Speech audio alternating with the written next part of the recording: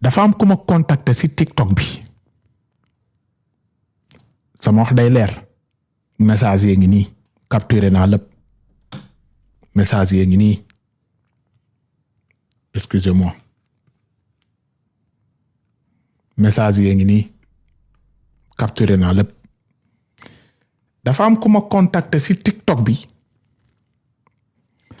mu ne Salam Kaliphone, j'ai besoin de votre numéro. Il est temps pour moi ma wax lépp ndax Makoy moo ma sàkku loolu de la wax dëgg la xamaguma du dëgg xamaguma mais moom moo ma ko bind mu ne ma Salam Kaliphone, j'ai besoin de votre numéro. Il est temps ma wax lépp Makoy moo ma sàkku xam ngeen Makoy ma jox sama numéro mu ne ma Makoy moo ma sàkku le 23 dernier avec violence ici en France. nee na j'ai porté plainte mais il faut ma wax sinon dinaa xaru mu ne dinaa la woo ce soir ou demain j'ai fait une tentative de xaru le médecin m'a placé dans un hôpital psychiatrique depuis 2 semaines ça vaut mieux je regrette ce que j'ai fait c'est-à-dire tenter de xaru mais suba laay génn incha allah maa ngi fii ci France sama famille tamit ñu ngi au courant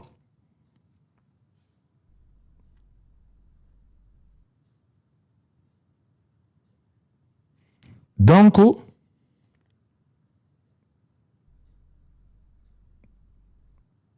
nee na woo na sax Sara bi nekk ci live bi mais wax na ko Sara dafa ragal mais yow moom jàppale ma si nee na incha allah mosoon naa yegg sa live mais aw ma nay abonné xaw ma lan nee na demain matin dinaa la woo 10h30 parce que hôpital beeg sama kër c'est 30 minutes donc jërëjëf donc suba laay xaar mu woo ma mais nag avec des preuves parce que comme porté na plainte moo ko wax dina ma envoyer mention plainte bi demoon na hôpital lu mu dee dina ma yónnee kayit hôpital bi ak peut-être message moom ak Makoy après mu ñëw ci live bi mu wax qu'est-ce que ça passe pour le moment suba soreetul moo ma ko wax mu ngi nii moo ko wax bu dee ay nit dañuy naan est-ce que du piège bu nekkee piège man sama nekku ci mais man je pense pas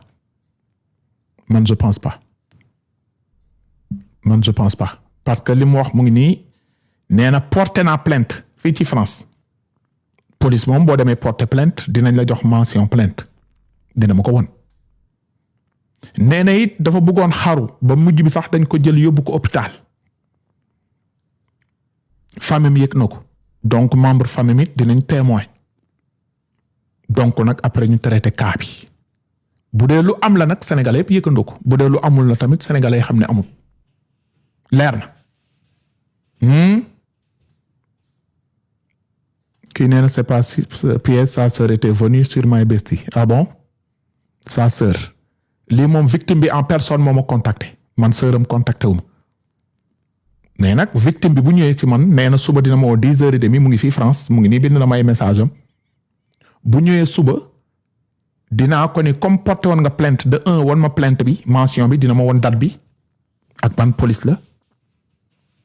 ak comme demoon na hôpital bi dinañ ne lan moo ko fay woon ku sibiru la wala lan parce que moom nee na dafa defoon tentative de xaru parce que Makoy moo ko sàkku donc nag dinañ si ñëwaat xëy na mu ngi seetaan live bi mais nee na mu ngi sàkku pour man ma jël ko parce que nee na il est temps mu wax waaw nee na j'ai besoin de votre numéro il est temps ma wax yépp donc nag nañ ko xaar mu wax bu ko defee nag bu dee andi na ay preuve bu wax dofee nopp yu muy dugg day wér ñu déglu ko attentivement du dëgg parce que kër gi nag ku fiy ñëwit da nga indi preuve diw tëddee na ma wala sàkku na ma di ma won sa message ak diw parce que balaa nit di la sàkkook yooyu peut-être bindanti ngeen wala wootante ngeen xëy na tamit diw ñëw na mu neex la nga jox ko sa bopp xëy na am na lu mu la diggoon joxu la nga jékki-jékki tamit mer ne sàkku la xamaguma yàlla rek a xam mais loolu yëpp dinañ ko lijjanti it waaw loolu yëpp dinañ ko lijjanti waaw donc mu ngi noonu kii nee na sécurise-toi avant de parler sur ce cas man de sécurise-toi comme lan man dafa yow tamit man damaa daw loolu nga naan sécurise-toi man dawuma loolu man yow loolu moom dawuma loolu mais dinañ si ñëwaat léegi cas bi ma nar a ñëw nii kaaw famille la ay nit yu bokk ndey ak baay Sénégal démb lañ ma contacté ne benn xale bu jigéen dafa dugg ci benn live am lu mu fa wax yónnee nañ ma vidéo bi ñoom nag dañoo bëgg ñëw leeral dëkkandooy tamit ne dañoo bëgg ñëw leeral léegi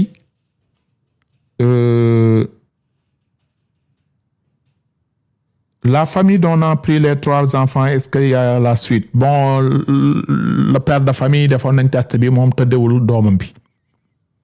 gars yi on tapote s'il vous plaît nañ tapote ñu partage maa ngi ñëwaat ci leneen ok on tapote s'il vous plaît léegi ñu déglu lii après gars yi dugg ñu déglu lii. waaw. wala sama doom dem prison man maa jëloon cat ak làmb numéro 2 bi utiliser ko ñu avoué sama mag bi ma bokkoon ndey ak baay avoué léegi wër na ma jotuma yóbbu na sama doom prison léegi xale bi woo nañ ma démb ne xel mi dem na parce que day crise te démb dem naa fa dañ ma ko nëbb ba ci guddi gi laa koy soog a yëg sama borom kër la am ku ko wax maa ngi nii nag ñëpp daw nañ papa dundoon tout bu papa dundoon kon li yëpp du am. non comprendre ma lu ngeen bokk yéen ñaar. moo nàmp jox ma moo ma magee 13 ans moo nàmp jox ma man maa nekkoon ci tataay di liggéey moo nàmp jox ma léegi daf ma war gis ba xale baa ngi prison ñu yokkal xale bi ne 19 ans la am te xale bi 17 ans la am mi ngi rëbës taa ami envoyé naa ko vidéo bi yëpp envoyé naa ko taa ami sama doom bu góor moo jotee doomam bu jigéen léegi sama doom fekk moom moo ne sama doom ji doom góor jigéen kooku taal njëgënaay bi ak matla bi léegi mu ne dafa taalaale yére bi dem ne policier yi ne ba muy dem sax yére da kaa àbb te ba muy dem li mu sol man maa ko jënd jox ko léegi nag ñu def xale bi double plainte xale bi mi ngi rëbës nee na 6 mois ñu soog ko àtte avocat bi loolu la ma wax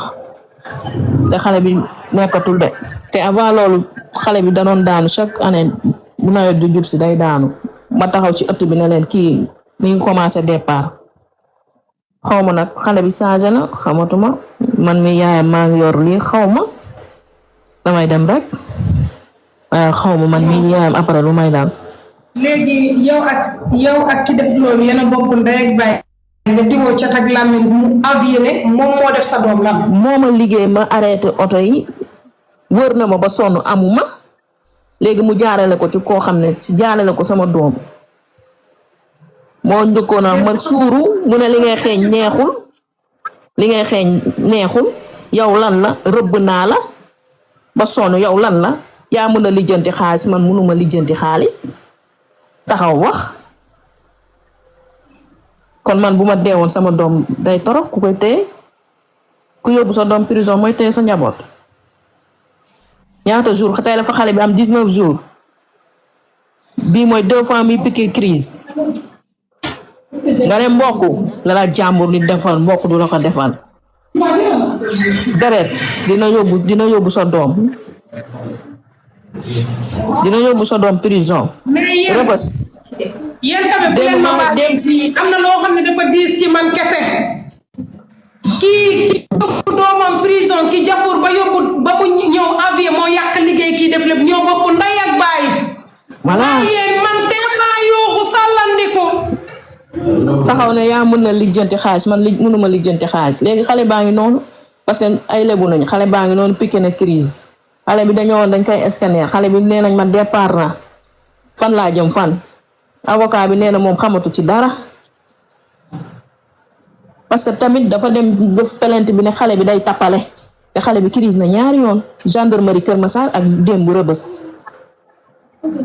xale bi léegi nag bu deewee léegi après ñoom ñu téye ko ñu jël ko suuli ko.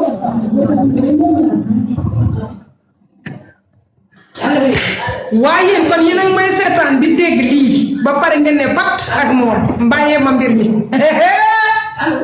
léegi nag boo wàccee waxal. yaakaar naa ni may naa leen tuuti dégg ngeen benn xale bu jigéen dinaa ñëw si moom it ku dof la kii doon wax li xale bu jigéen bi parce que déggante nañ téléphone mujj bi ay saagante sax lañ tëjee maak moom ak jëkkër ji parce que moom wérut dinaa wane numéro téléphone am fii ngeen xam ne wérut hôpital soxlan si moom dara moo dem dugg si benn live di expliquer li mu expliquer mooy ne que doomam lañu tëj ak mu ngi crise ak yu kenn xamut mu ngi sosal magam bu mbokk ak ndey ak baay léegi mag ji nag famille bi ñoo bëgg dugg ak dëkkandoo yi pour leeral léegi famille bi bu dee yéen a ngi may seetaan def leen seen demande ñu déglu seen version lan moo xew ngeen expliquer ñu dëkkandoo yi tamit def demande mën ngeen def yéen ñii si bokkul mën ngeen dindi seen demande yi ngir yàlla yéen ñi bokkul si cas bi si live bi seen demande yi ñoom Lébu Ndooy gis naa sa demande pour lan la mayewuma paasu màggal awma yoruma lu ma lekk dindi leen seen demande yi ngir yàlla yéen live day tàq rek ngeen def 550,000 demande bu ngeen defee demande ma jël leen lu ngeen fiy wax dindi leen seen demande yi ñu mën a xam borom cas bi def demande am ñu jël ko kookoo ñu fi andi yéen seen demande yi bari na trop bu ngeen moytul damay dugg ci demande yi xool ku def demande ma bloqué ko non da ngeen di fontu quoi lan laa bëggoon wax def leen demande yow famille bi xaw ma Sophie seen compte bi Sophie la tudd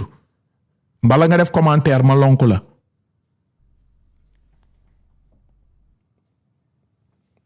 mbala ngeen def commentaire ma lonku leen defal commentaire nee na def na demande mais demande yi ñoo bari mel ni suba la tabaski defal commentaire dinaa la lonk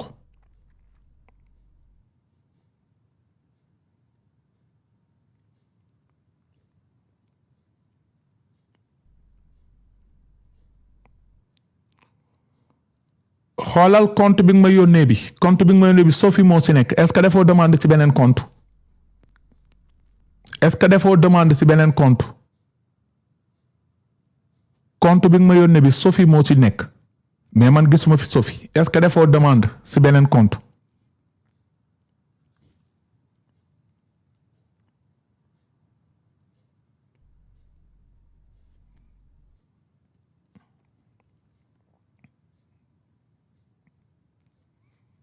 donc ñu may leen ñu def demande yomi naan maa ngi nii xaaral ma xool xanaa sañut bañ a nekk yow de xaaral rek parce que man compte bi ma yónnee bi amul photo Sophie la tudd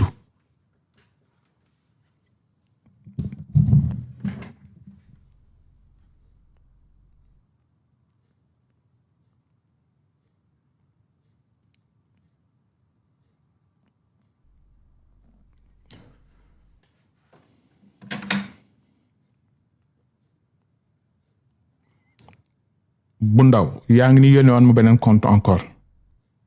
oh là là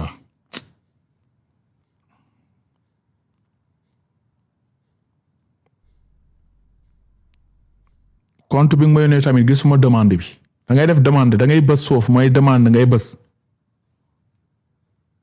bala nga def commentaire defal commentaire dinaa la gis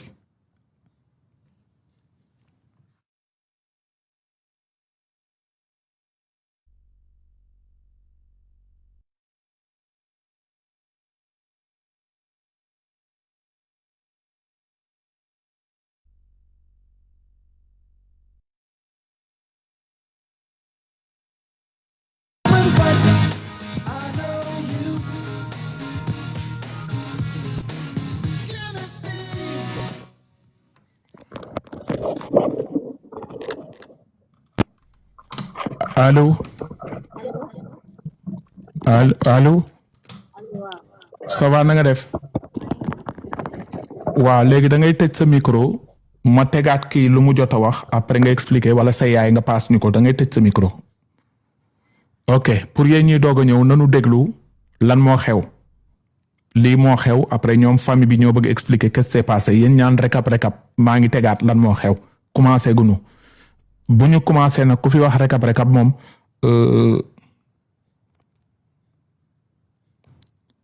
yéen ñaan volume yokk leen seen téléphone yi s'il vous plaît allez ñu déglu lii moo xew. waaw. wala sama doom dem prison man maa jëloon cat ak làmmiñ numéro 2 bi utiliser ko ñu avoué sama mag bi ma bokkoon ndey ak baay avoué léegi wër na ma jotuma yóbbu na sama doom prison léegi xale bi woo nañ ma démb ne xel mi dem na parce que day crise te démb dem naa fa dañ ma ko nëbb ba ci guddi gi laa koy soog a yëg sama borom kër la am ku ko wax maa ngi nii nag ñëpp daw nañ papa dundoon tout mu papa dundoon kon li yëpp du am. non comprendre ma lu ngeen bokk yéen ñaar. moo nàmp jox ma moo ma magee 13 ans moo nàmp jox ma man maa nekkoon ci tataay di liggéey moo nàmp jox ma léegi daf ma war gis ba xale baa ngi prison ñu yokkal xale bi ne 19 ans la am te xale bi 17 ans la am mi ngi rëbës taa ami envoyé naa ko vidéo bi yëpp envoyé naa ko taa ami sama doom bu góor moo jotee doomam bu jigéen léegi sama doom fekk moom moo ne sama doom ji doom góor jigéen kooku taal njëgënaay bi ak matla bi léegi mu ne dafa taalaale yére bi dem ne policier yi ne ba muy dem sax yére da kaa àbb te ba muy dem li mu sol man maa ko jënd jox ko léegi nag ñu def xale bi double plainte xale bi mi ngi rëbës nee na 6 mois ñu soog ko àtte avocat bi loolu la ma wax te xale bi nekkatul de te avant loolu xale bi da doon daanu chaque année bu nawet du jub si day daanu ma taxaw ci ëtt bi ne leen kii mi ngi commencé départ xaw ma nag xale bi changé na xamatuma man mi yaayam maa ngi yor lii xaw ma damay dem rek waaye xaw ma man mi yaayam après lu may daan. léegi yow ak ki def loolu yéen a bokk ndey ak baay nga diwoo cat ak làmmiñ mu avoué ne moom moo def sa doom lan. moo ma liggéey ma arrêté oto yi wër na ma ba sonn amuma léegi mu jaarale ko ci koo xam ne si jaarale ko sama doom moo njëkkoon a ma suuru mu ne li ngay xeeñ neexul yow lan la rëbb naa la ba sonn yow lan la yaa mën a lijjanti xaalis man mënuma lijjanti xaalis taxaw wax kon man bu ma deewoon sama doom day torox ku koy téye ku yóbbu sa doom prison mooy téye sa njaboot ñaata jour tey la fa xale bi am 19 jours bii mooy 2 fois muy piqué crise nga ne mbokk la jàmbur di defal mbokk du la ko defal deret dina yóbbu sa doom prison rëbës donc yaakaar naa ni bëgg fàllu wutal connexion waaye sa connexion baaxul balaa ngay defaat demande wutal connexion bu baax yow mi nekk dëkkandoo bi jël naa la ñaari yoon sa connexion bi day tourner bu dee wifi la sa wifi baaxul wutal connexion nga defaat demande dégg nga donc yéen ñi doog a ñëw xale bu jigéen bi doon wax moom ak magam bu mu bokk ak ndey ak baay ñoo jàppante nee na dafa jënd xaw ma garabu seen yooyu rek ñuy jënd TikTok bi léegi nee na ba mu ko jëndee mu def ko ci kër gi ñëw la jëfaru magam a ko liggéey ki kenn xamut doomam ñëw taal kër gi ba mu taalee kër gi ambulance ak sapeur ñëw fay kër gi ñu jàpp doom ji yóbbu kaso instruction la tëdd balaa ñu koy juger 6 mois day ëpp parce que taal kër mënoon na ci rey nit léegi comme génn na ci réseaux sociaux yi di wax léegi famille bi dégg waxam xam ne ay waxam yëpp ay waxuy daanu saret la famille bi ñoo bëgg leeral léegi mën ngeen ubbi seen micro ngeen nuyoo nga paas ñu sa yaay mu expliquer lan moo xew au début ba tey Sénégalais yi déglu ubbi leen seen micro bu ndaw mën ngeen ubbi foofu seen micro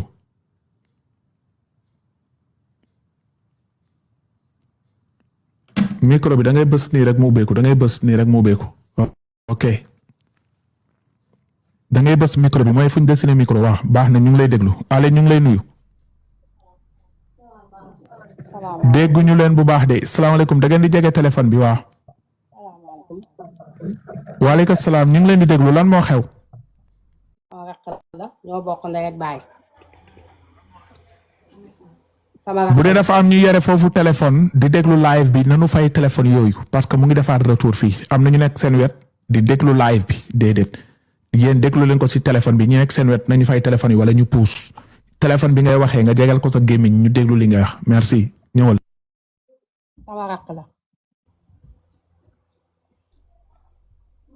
sama rakk la ñoo bokk ndey ak baay mu may yàq doomam moo taal sama néegu doom lakk juróom benn éponge ak ñaari lal muy wër di yàq suñu der di menacer sama doom su commencé di menacer génne paaka yaayam bu ko muy ñëw mu dugg ci néegu maamam ne ko waxal ndey ba mu tëdd mu nëbb mu tëju bu ko defee xale bi ne ko duma ko tëjul ndax moo ma tooñ yàgg na 5 ans mu ñuy menacé dama sës moo tax ma ni nañ dugg live bëgguma woon sax dugg damay seetal sama der na ma bàyyi jotewu ma ak moom dara man maa waroon def live te defuma tooñ na ma tooñer bi ko doomam commencé di menacé mu commandé yàngoo dem kër ay gorom dem toogi fa sama yaay wuti fu mu tëdd samay doom ñoo ngi nii amuñu matelas bu ñu tëdd su ne benn matelas la ñu taal ak benn njegenaay amul lu mu wax du dëgg man nag damay seetal sama der na ma bàyyi lijjantiwuma ko bu ma lijjanti na ma babba samay njaboot moom moo xam luy sëriñ man xaw ma sëriñ su ma naree sëriñtu ma lekk ko maa samay doom am naa droit nag sama doom feebar ma dem ci sëriñ wut ay ñaan faj sama doom moom moo tal sëriñ man aw ma jotu sëriñ ku ma xuloon nag yaa ma tooñ Sénégal yépp xam nañ ne moo ma tooñ mu tourné di yàq sama der na ma bàyyi waaw na ma bàyyi waaw léegi mën nga ma déglu tuuti yooyu yéen ñaar yéen a bokk ndey ak baay yooyu yaay mag yéen yéen a bokk kër bi ngeen dëkk wala bokk leen kër bi ngeen dëkk bokkuñu kër fii laa dëkk bu problème bi commencé ma dem pour sauver samay bakkanu doom waaw doomam bu nekk menace rey duma toog nag lan moo tax doomam bi di leen menacer naan da leen di rey bay ñëw di taal kër gi dañ koo xam tongal ñu rek nañu bàyyi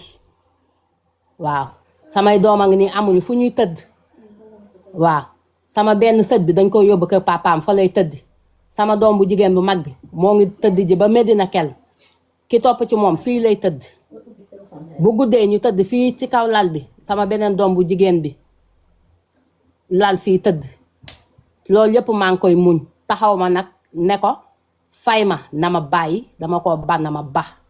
duma tooñ ba pare du dugg ci laaf bi di yàq sama der man damay seetal sama der su fekkee man dëmm laa moom it dëmm la ndax ñoo bokk ndey ak baay xalaatuma woon dugg ci live naan damay live di ko yàq segam nag moom moo ma mën a yàq bàyyi naa kook yàlla. léegi moom nee na daa jënd garabu dëmm mu def ko ci néeg bi nga jëfaru xawma lan ak lan nee na yaa ko liggéey loolu loo ci wax. bokkuñu sax fu ñu dëkk waaw bokkuñu sax fu ñu dëkk maa ngi dëkk fii Grand Médine moom mu dëkk wetu kër Aldo bokkuñu sax fu ñu dëkk waaw damay xëy dem liggéey su ma jëlee sama glacé dem jaayi su ma wàccee maa ngi sama kër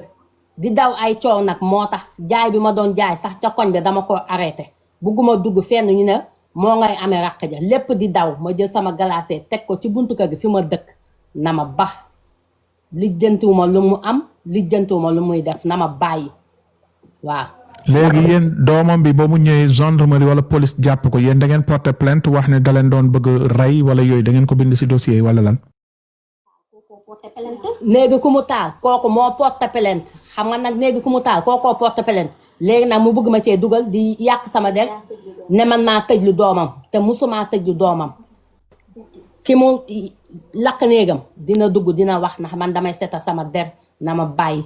koñ bi ñu dëkk yépp àddina yépp xam nañ ni moo tooñ doomam nekkul ci dëgg léegi nag sëñ bi duma toog di xaar ñu may rayal ki nga xamante ne nag moo taal néegam moom moo porté plainte fóot na ay yére doomam mu dagg liñ ga boo naan nag damay muñ am na foo xamante ne daf fay yem waaw soo amul nag pexe di nga dem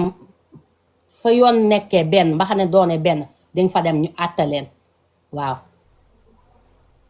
d'accord léegi jox ñu sa doom bi bu dee mën na expliquer clairement jox ñu ko sa doom bi ñu déglu ko.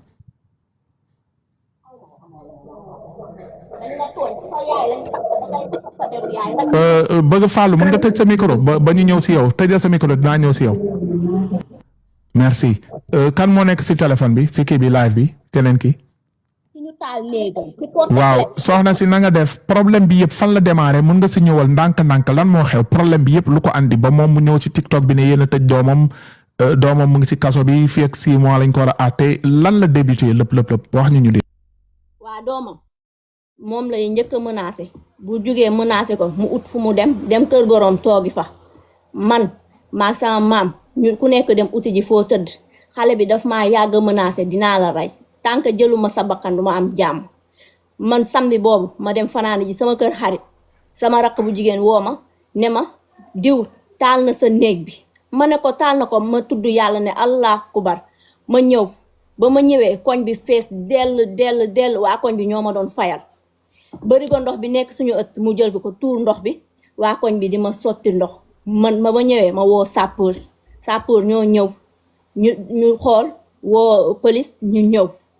waa sama yaay mi muy takkal nag yoonam nekk si man mii maay ndeyu mbill bi man su amee lu muy wax man la war a waxal ki muy takkal yoonam nekk si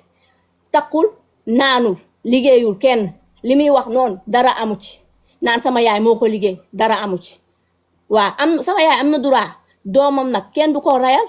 am na droit wax loolu muy wër naan sama yaay moo tëjlu doomam sama yaay tëjluwul doomam man mii di nday mili bi man maa dem bind sama plainte waaw ñun damaa sonn chaque jour dinaa la rey nit ki nag su jógee naan dinaa la rey di nga dem si yoon waaw preuve yu leer naan ñi lañ yor yépp mi ngi suñu téléphone. d'accord léegi xale bu góor bi moom day tox yu bon wala day naan wala lan la. man loolu moom wóoruma dëgg yàlla. léegi parce que da nga ne yaayam la njëkk di menacer ba yaayam bu ko menacer yaayam day dem kër goro yi avant mu leen di menacer yéen. waaw. yaayam bi ko jur ko mooy kii duggoon ci live bi kooku la njëkk menacer.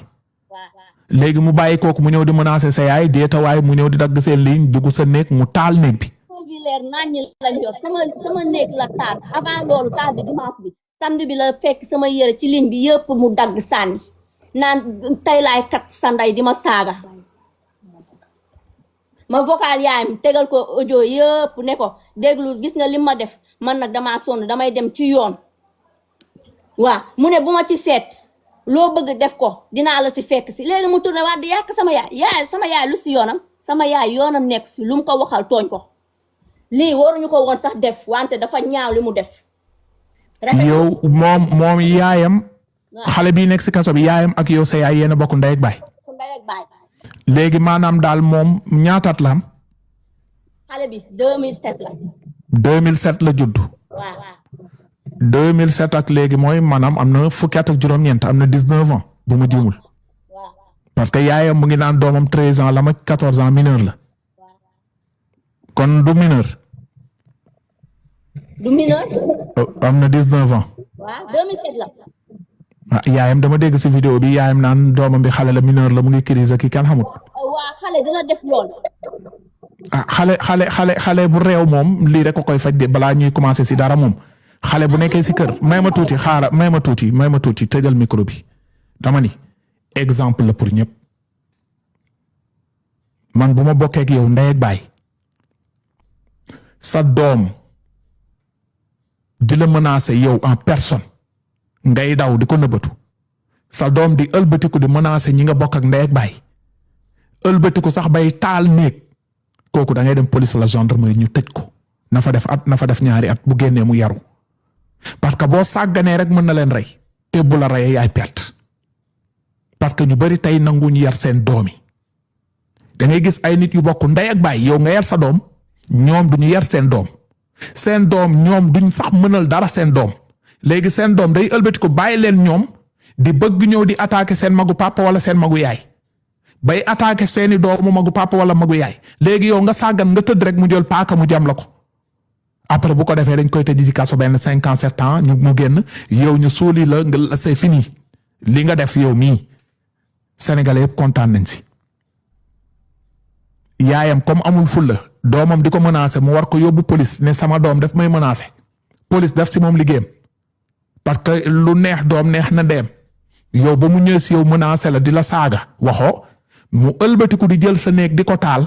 nga dem police nga porter ko plainte parce que gis naa vidéo yi ambulance ak sapeur pompier moo ñëw fay lakk gi boo taalee kër de un yàq nga alal si xale bu am 19 ans buñ la nee jëndal saako ceeb mënoo ko jënd dafa am ñu yarut seen doom loolu laa si bëggoon a ajouter donc bu yaayam ëlbati ko di dugg si ay live naan ñoo ma liggéey ñoo liggéey sama doom ak ay waxuy daanu si saret la mënu leen yàq li ngeen ko defa ko metti bu ko mere it na dee loolu c'est donné pour ñëpp man bu nu bokkee ndey ak baay sa doom yàpp la man duma si wax dara parce que sa doom yow la yàpp boo ko porté wul plainte bu lay rey yow lay rey mais sa doom bu ëlbati ko di menacer sama doom damay dem si yoon ne sama doomu sœur bi wala sama doomu frère bi mu ngi menacer sama doom ba taal na sama néegu doom dama lay tëj amul ñoo bokk ndey ak baay amul sa papa sama cousin yaay la amul mbokk sama bopp moo ma la gënal nekkul bañ naa la donc ni nga def yow Sénégalais kontaan nañ si yow buñ ko doon def léegi ñu bari yaru